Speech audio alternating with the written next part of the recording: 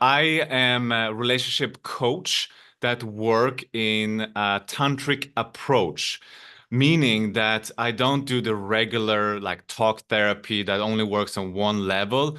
I'm trying to bring like a holistic perspective on relationship therapy, relationship coaching, right? Meaning we also bring in the spiritual, the energetical, the sexual, the emotional side of things, right? So I do it over at tantricacademy.com. This is where I have my free trainings, where I have my coaching program, where I have my, free offers, free articles. It's a ton of a whole archive full of just free stuff over there. So take us right from the genesis. How did you get started in this and why? So it started because I was struggling with these things. I was struggling with women. I was struggling with, healing my mother wound. I was struggling with not finding who I am as a man in this world. And it was just so many struggles. And I didn't feel like I had any mentors or guides to show me like what to do when I was growing up. So that led me to travel the world trying to find answers. And I traveled the world for years and years. And finally, I was in India, in the Himalayas, in the mountains, the cliche. And I found yoga, I found Tantra, and it just clicked. And I was like, this is it. This is what I've been looking for. And since then, that was my practice for years and years. I've been doing that for 15 years now, every day. In the beginning, it was like an obsession, right? Hours and hours of a day, just practicing these things and implementing them in my life, seeing the change in my life, in my relationship, and who I become. And then I was like, this is amazing. I started to tell my friends and people around me, and they wanted to have the information as well. So I started to have small gatherings of people, and they were blown away. And they also had the same transformation. So I knew I was onto something. I knew I could package all this like ancient philosophy and methods that was like very esoteric or mystical or all that into something very modern and potent. So that's how this whole coaching business and program was created from the beginning. You mentioned that you've been doing this for 15 years, and I'm 35 now. And in my early teens, so about 15 years ago, I was struggling. So I was like, where was Steffo when I needed that guidance in my early 20s? Was that when you mentioned that you went through, was it something that more so you went through when you're at a younger age, or is this more so a more recent struggle and then you started to learn as you were progressing through this? No, this was all the way from my childhood, right? I struggled with a very difficult upbringing, not having a mother who was very emotional, absent, alcoholic, bipolar, all that, never getting the love from the feminine. So it was a huge trauma, and that reflected in, you know, not being able to relate to women, and not getting girlfriends, and when I did have in a relationship, it was just a roller coaster. And so I had to do the work to heal all that, to be able to relate to the feminine in a healthy, mature way. So that started early on. Some of my friends, some of my male friends, they've ignored that part, like the feminine aspect of actual women, because they always think that women are so masculine. That's because of the type of woman they date or they've come in contact with. What do you find is some of the commonalities that men experience who are struggling with this as they're dealing with trying to understand women? Today there's a huge disconnect of like, I want to meet women, I want to have a relationship, I want to have sex. A lot of young men are wanting these things, but they go to quick fixes, and this is like an epidemic in the world today of men just like turning to porn instead of actually going out there and trying to meet people and socialize. Men turn into video games and distractions, of maybe alcohol, weed, video games, and just staying at home, in the comfort zone rather than going out. And if they really want to date, they usually go to, the swiping on the apps, which is also again like very superficial. It can work for some, but a lot of guys, what I see in my work, they don't get matches.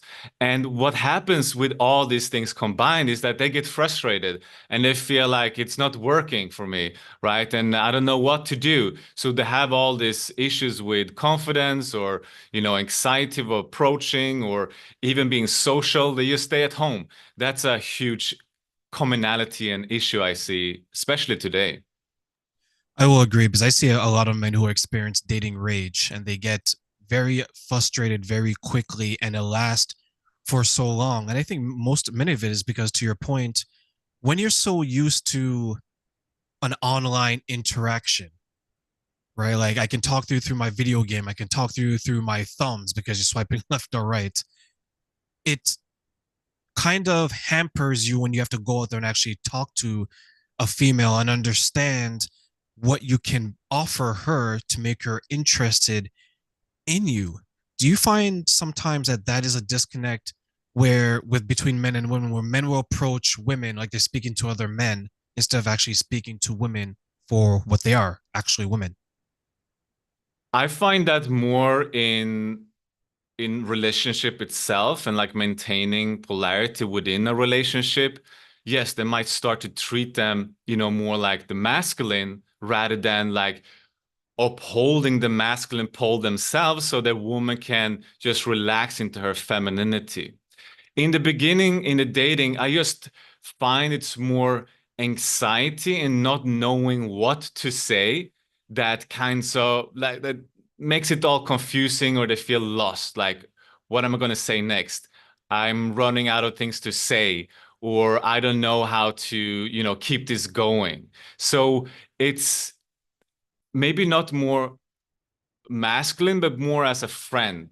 Like, oh, I'm treating her as a friend and I'm trying to be a nice guy and please her rather than of just like owning that, oh, I am attracted to this person and I'm going to communicate that, and that is scary for a lot of men because we don't want to see as being canceled in this cancel culture, right? And we don't want to cross any boundaries, and we want to be gentlemen. So it's very confusing of like, how am I being a gentleman but also showing that, hey, I'm a man, you're a woman, and I can convey that I'm attracted to you without being a sleazebag or a creep, right? Yeah, yeah. So Imagine being canceled for holding the door for a lady, right? She right. probably she probably look at you like, well, you're only holding the door for me so you can look at my ass as I walk by you, or something along those lines. And you raise a good point because it could be very true where it's like if I if I'm going to be too masculine, is that toxic? If I'm going to be too forward, is that aggressive? If I'm going to be too honest, is that harassment? Like it seems that like men have to understand where that line is, but I think a lot of times we miss that line is because we don't look for it. We just say, okay, you know what? I saw on the internet one day that I have to be making $100,000, I have to be 6 foot tall, I have to be packing 6 inches, and every girl will love me.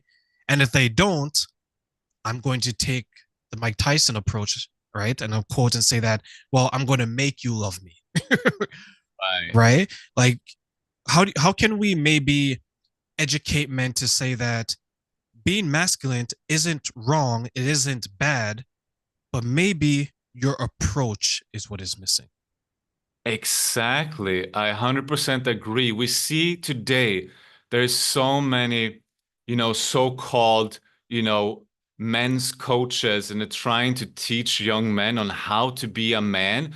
And they're teaching all this macho and bravado. And it's not really real to these guys. They're just listening to other people's opinions and trying to implement them in their own life, even if it's not resonating with who they are. And that is the disconnect. They're trying to just, manufacture what you're supposed to be like according to other male teachers. So that is a huge issue. What I am doing is like I'm taking away all of that. Like don't listen to what other people say, but trying to find your own inner authentic expression. So it's all about how can you date? How can you lead a relationship from an authentic place, authentic masculinity, right? And that is not to go over the top and dominate, but it's also not to be a people pleaser and a doormat. So it's somewhere in between because both is an aspect of the shadow masculine. One is like you're trying to be aggressive and dominate because you feel insecure. And another one is to surrender and not taking, the leap of faith and just going after it because you feel fear, right? So both is not in the like equilibrium of the mature masculine, right? So we have to find that authentic expression and operate from there. And when we find that, we know how to be, displaying sexual interest without being overtly aggressive or macho. And that is a sweet spot. Why do you think so many men, especially I would say online, gravitate to those type of coaches who preach the aggression, the in your face method? What do you think the allure is to young men who are following that type of advice? Because we are right now as a society in a very interesting development. So we're coming out of post Me Too movement and the cancel culture. This is new. Our fathers and grandfathers they did not grow up with that. They grew up in a different time, right? So now the young men, the generation behind us, right, they're growing up in this post Me Too world. What happened now is that a lot of guys are lost and they feel confused and they don't have a strong male voice, of they're saying, hey, men are also struggling. It's not only the women. We have to acknowledge the women and understand, like, yeah, this has been going on for a long time. But right now, what is occurring is that men don't have a voice. They don't have a leader of just saying, I understand you. You feel lonely. You feel frustrated. You don't get any attention from the females, except if you're 10 and have the money and all the things you said. But the average guy don't get any attention and they feel lost and frustrated. No one is acknowledging them. So there was a big gap of years of no one acknowledging these men. And finally, we start to see them emerging in social media. And since they were they were very much displaying their ego and personality. They were very controversial. They were very outspoken. They were very loud. They got a lot of attention. And so the core message was speaking to these guys, and they were like, oh, finally, a leader in the space. Finally, someone understands what we are struggling with, the young men. And so they kind of hijacked that voice of the society, of the young men, and then, apply their own ego or alphaness on top of that, right? So that's how I see this whole thing playing out. Like, because I've been following all these things, all these trends along the line, along the way, and I see the cause and effect here.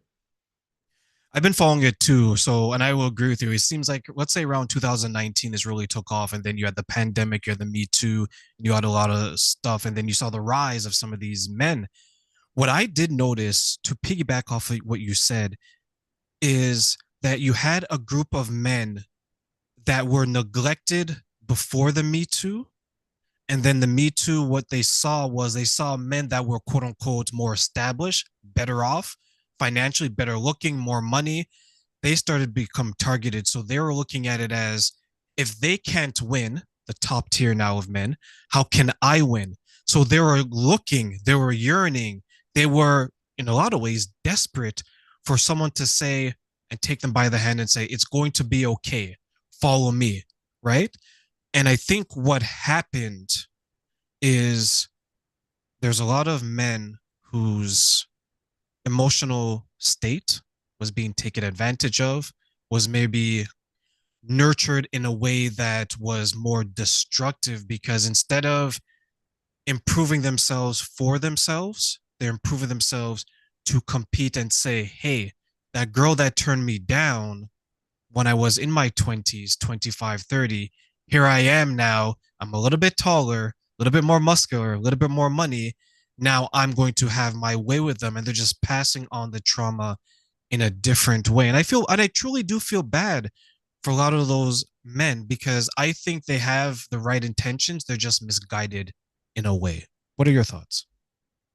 Yeah, I totally believe so. I want to believe in an upcoming age where, the feminine and masculine, so to speak, not just gender, but just like the energetic characteristics of things can, find healing and forgiveness of each other because I really feel we need that. And, less of these gender wars and just accepting that, yes, women had a lot of difficulties in the past and inequality, but that doesn't take away that also some men have also had their issues. So if we can come together and just accept and acknowledge each other and and start to heal this, this gap between the masculine and feminine, that is, I think that would take, the planet to a different level if we can get to that place. It's not just about equality. This is about, acknowledging each other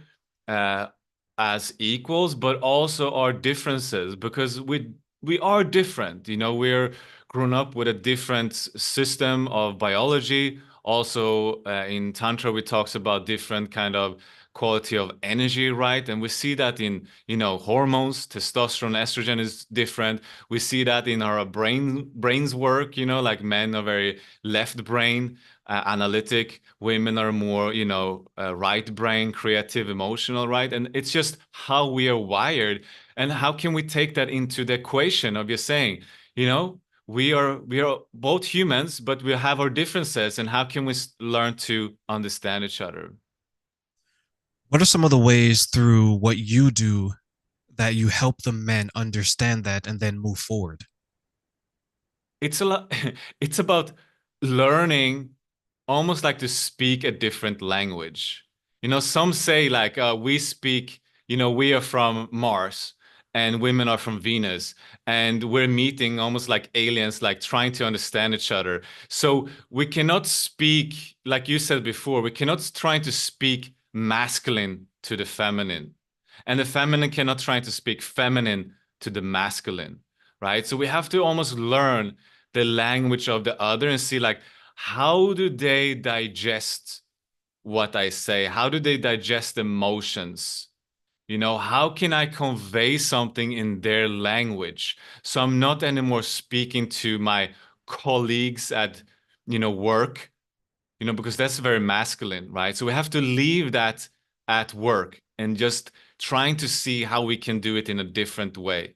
So we cannot speak as we do to our homies or buddies, and be very direct. And, that's also we have to leave that aside and just see like, can I be open-minded and see like, can I meet them at their level, Yeah, right? I agree. I dated a girl. She was in her masculine because of her circumstances.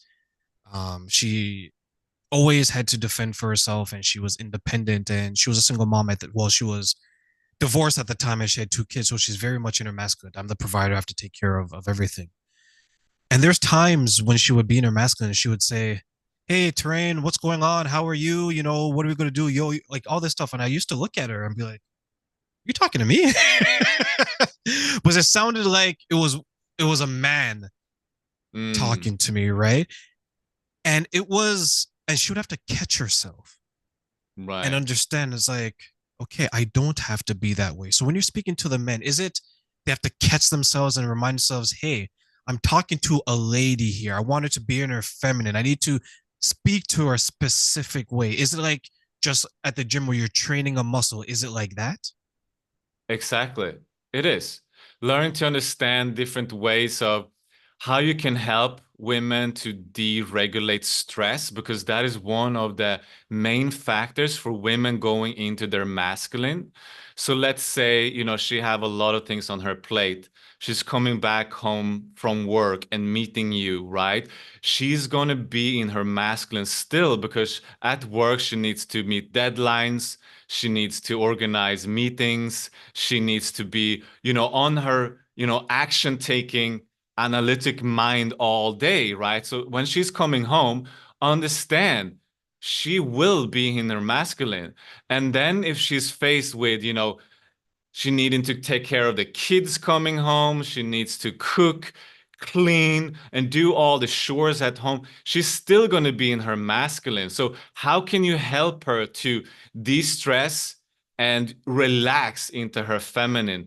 That is what it's all about. So, that means like, can you try not to solve her? When you're with your friends, when you're with your colleagues, you're always trying to solve problems. The masculine really love to solve problems, but that is a huge, huge mistake when it comes to women.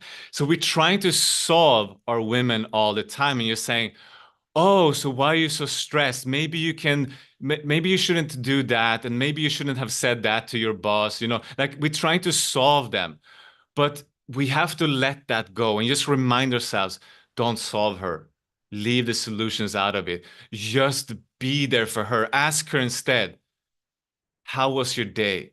Tell me more about that. What was difficult? How did you feel today? Like these are the questions that will help her bring her into her feminine. Let her, just communicate. Let her talk about her day. Let her just be her buffer for just like getting it out of her system, right? Maybe you pour, a hot bath for her and just say like, "Hey, I will do the dinner tonight. Go and take a bath," because you're going to be rewarded afterward with her feminine, presence, right? So these are things that we can do as men to speak her language and not getting into our masculine. When you say solve her and things like that nature, I will agree with you because it seems like it's masculine to you want to be the problem solver. But when you say solve her, do you mean break that down for us? Because do you mean solve her as in the person or solve her as what she's going through, or do you mean something else? Yes. So every time she brings up an issue, we immediately jump into trying to provide a solution, because that's how our left brain is analytic, and it's like an engineer. It's trying to solve the next level of the game, right? So we need to up level our game. We trying to solve, the problems at work so we can please our boss and get to the next level. We're trying to help our friend in need that is having an issue and feeling bad. We're trying to help him by solving his issues.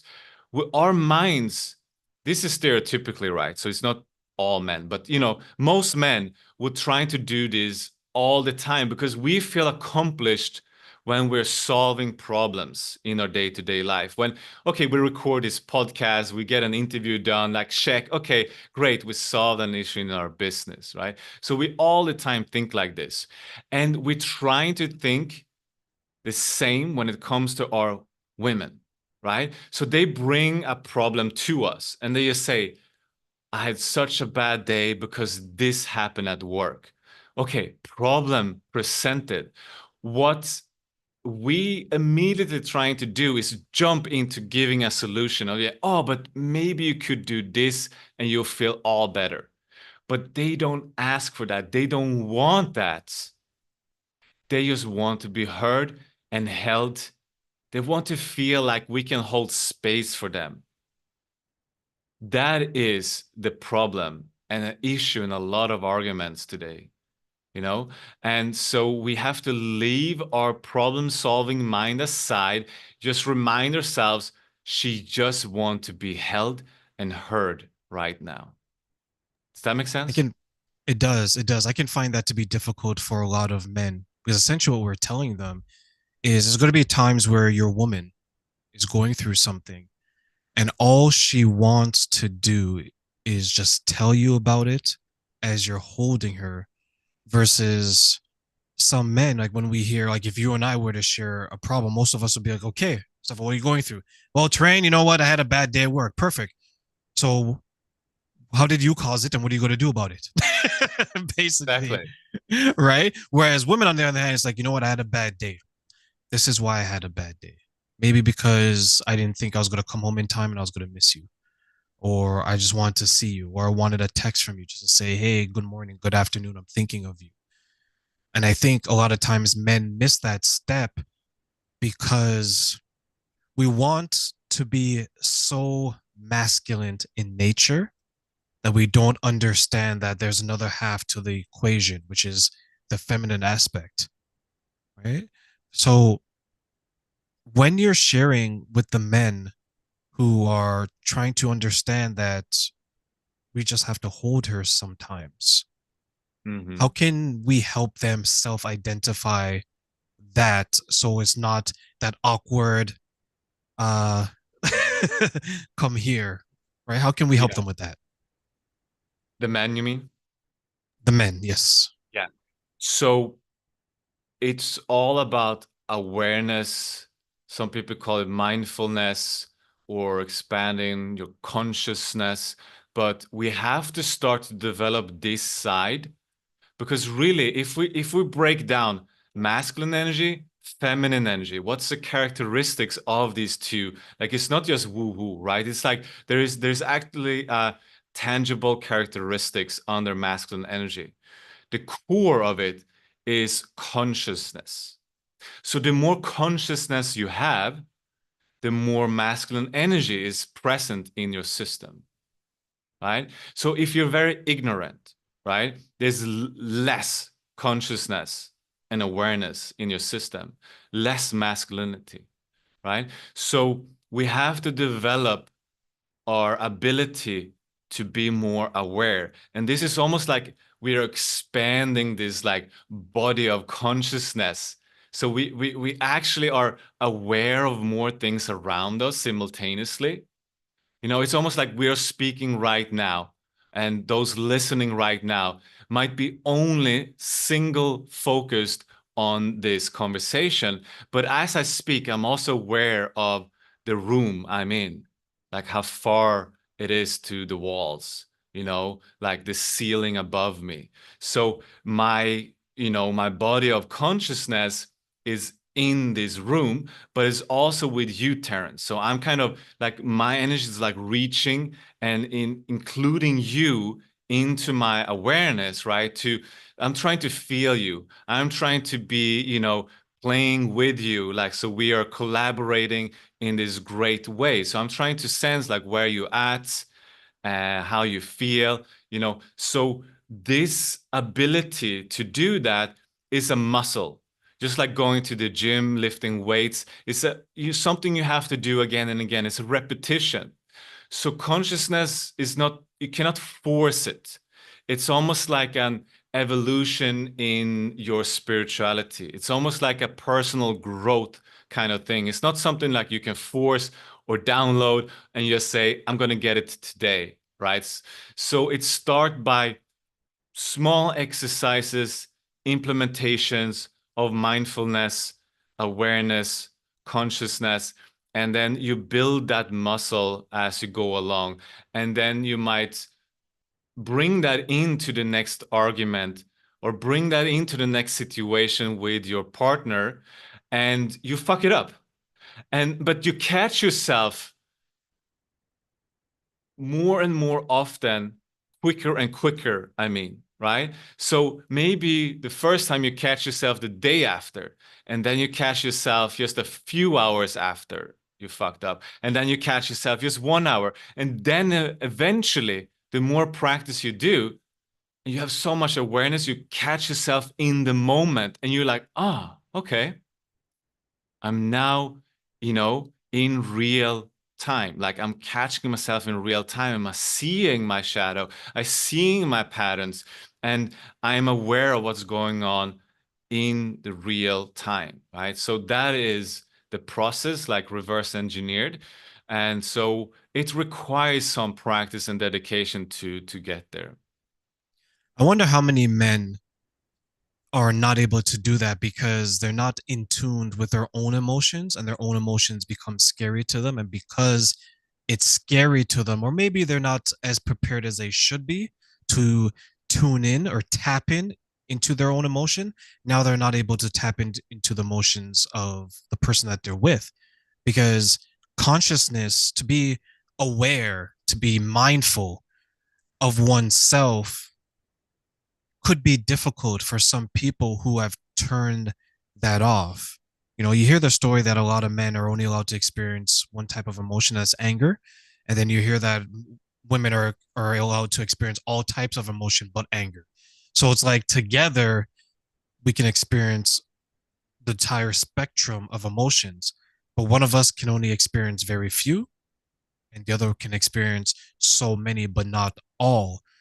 So when you speak of the consciousness, being mindful, and the people that you work with, the men specifically, the men, how difficult is it for them to be aware, conscious, and mindful of the dynamics of the relationship?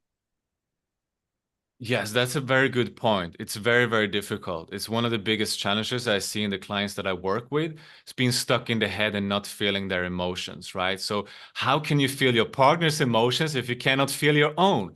So, it's a very good point, Terrain, and it all comes back to self-transformation. Like, I help save marriages only by working with the men. How is it possible? Most therapists say you need to work with both. It's called couple counseling, right? But we see it again and again.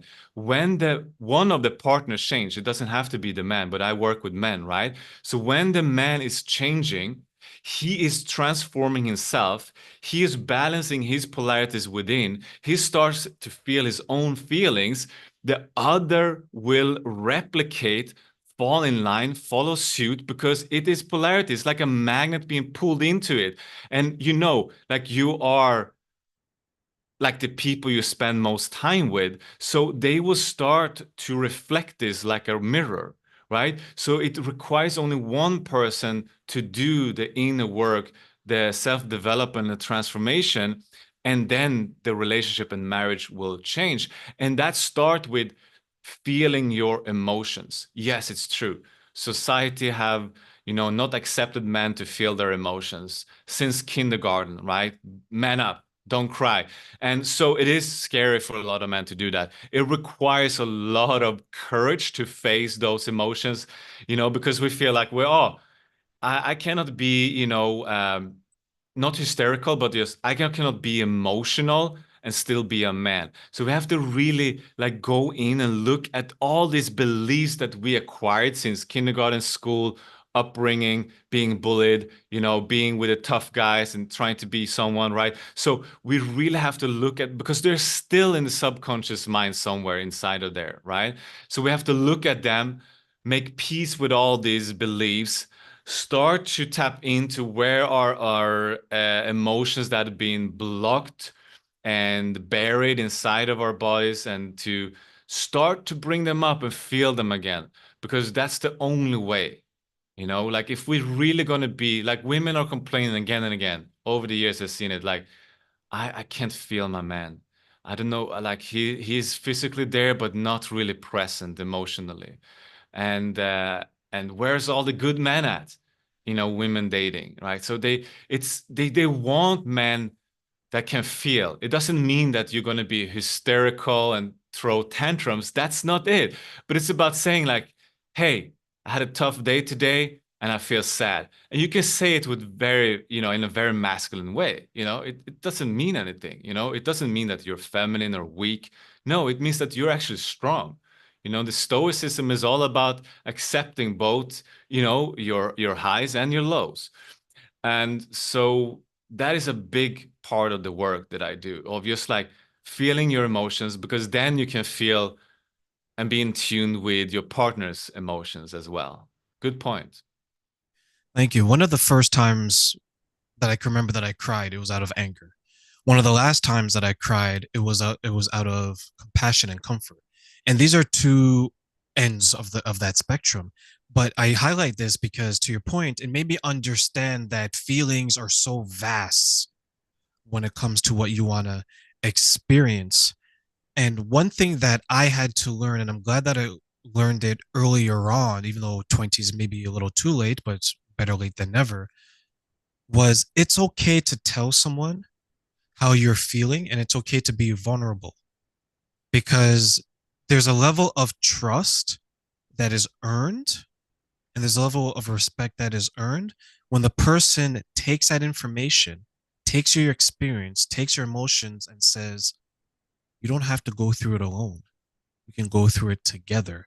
I am here for you. Thank you for opening up. Thank you for sharing. And I can see some men be hesitant to do so, maybe because they're inexperienced. And then I can see some women who may be hesitant to receive because maybe they're inexperienced in receiving it.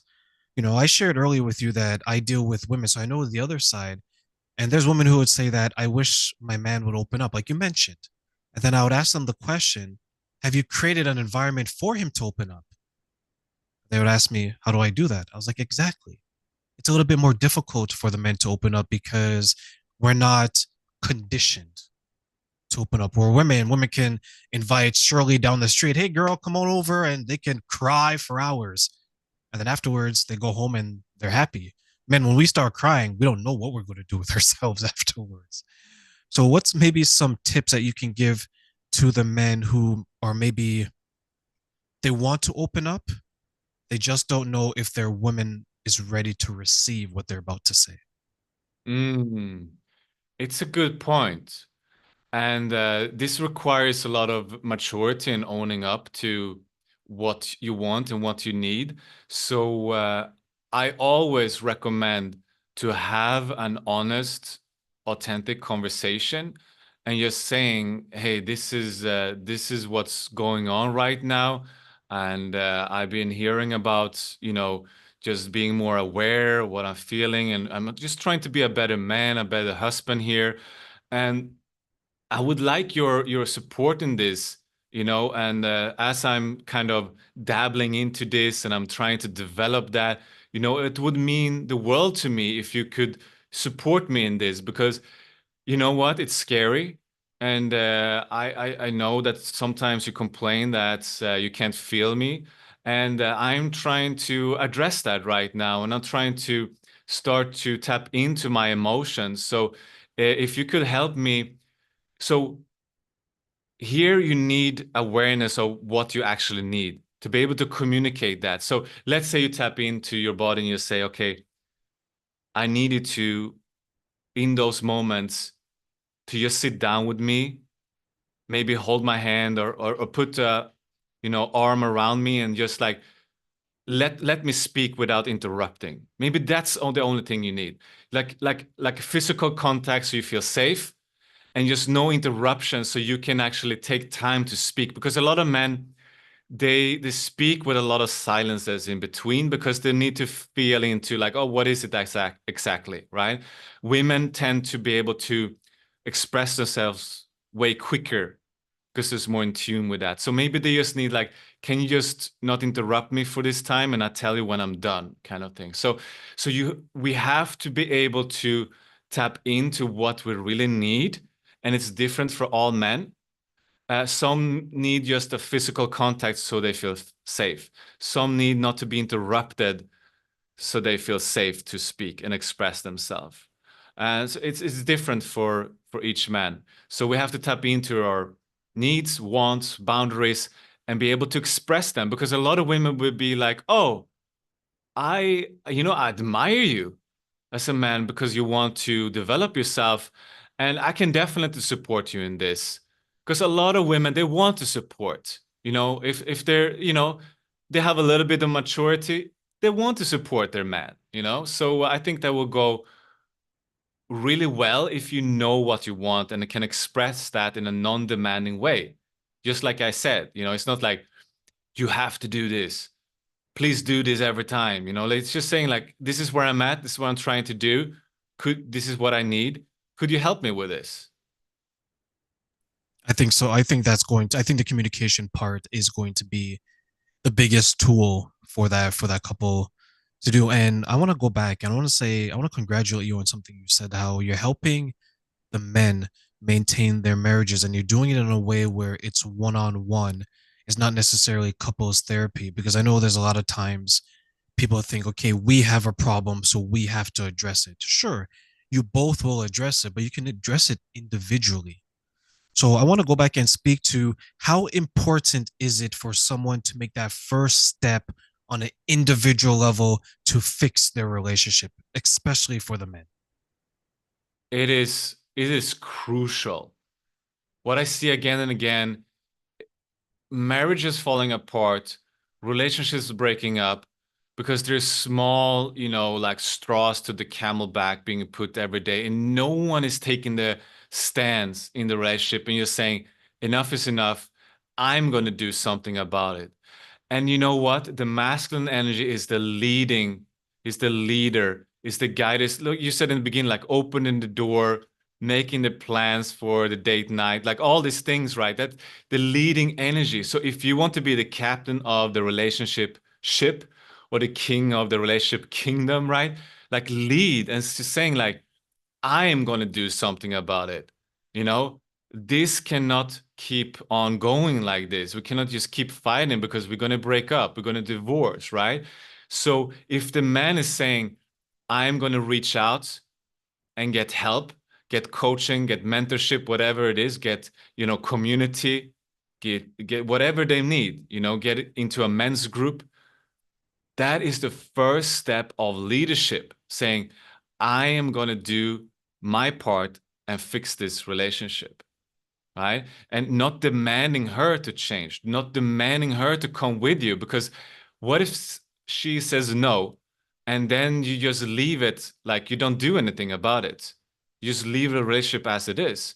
So that's the first step. And just admitting and saying, reaching out for help is not a weakness, going back to the old paradigm of being programmed what it means to be a man. Be alone, lone wolf it, fight the world war against, the whole world by yourself. No, see that we need some, like if you're going to be successful in your business, you need a business coach.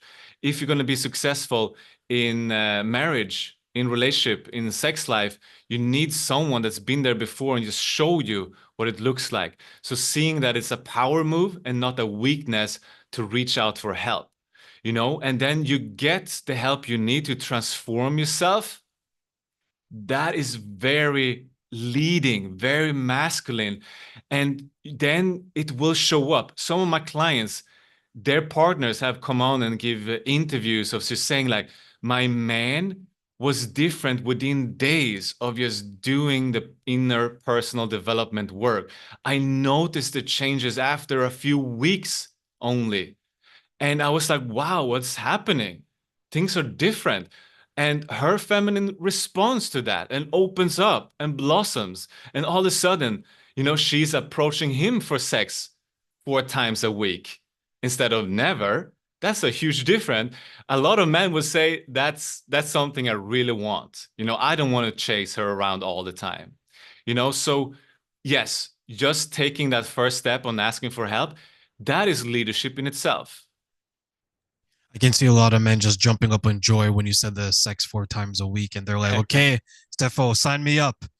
Um, but I'm so happy to hear that because there's so many men out there who need the guidance, and maybe they're hesitant because I think you mentioned it, that it looks like it's a weakness if I ask for help, if I take a step forward and say, "Hey, I need assistance with this," especially something that is so sensitive and personal as a relationship, because it's a reflection on that man. Like, how can I be the leader of my house if I'm going to someone else to learn how to lead? But that's okay because it used to go from the grandfather to the father to the son and so on. You were taught how to lead and you did it in a way that community was so big back then. Now, you know what, your parents might be in a different city, your grandparents might be in a different part of the country, but there's a time where it was passed down generation to generation. So, Steph, as we close, what tips do you want to leave our audience today? Of course, the men who want to make sure that their relationships are as healthy as possible. The number one tip, Terrain, that I want to tell you and the audience is that, you know, work on mastering and controlling your sexual energy because this is going to give you so much sovereignty as a man. Why? Because sexual energy is the thing that we desire and lust for so much. We get addicted to porn, and women are manipulating men through sexual, and we chase our women all the time so we can get it. Almost like we need to conquer it and they give us a service, right? And so sexual energy is so crucial. When we have control over that, it's almost like a domain of masculinity is opening up that we can almost utilize this for anything we want in the world. I see men controlling the sexual energy and triple their income. I see men controlling the sexual energy and manifesting their dream girlfriend that have been single for 10 years. I see men mastering the sexual energy and all of a sudden they save the marriage that were in the brink of their divorce because they're not lusting and chasing their wives anymore. Like, so this is a fundamental key that, you know, we don't talk about much today because it's a little bit taboo, and it's a little bit not, I don't feel it's talked enough about of like men's sexual mastery. And I feel that's such a huge key. We see all these influencers online and they have it all. They have the body, they have the money, they have the family, the wife and the kids, but their sex life sucks. And they come to me and they have it all together. They want to be anonymous, right? But they have everything. So on Instagram, it looks like perfect, but the sex life is not there. It's just not working. So I feel we have to also start to, you know, not treat this as a taboo, but as a topic that needs to be discussed and actually worked on as well. Because if you want to learn to play the guitar, you need to put in the practice.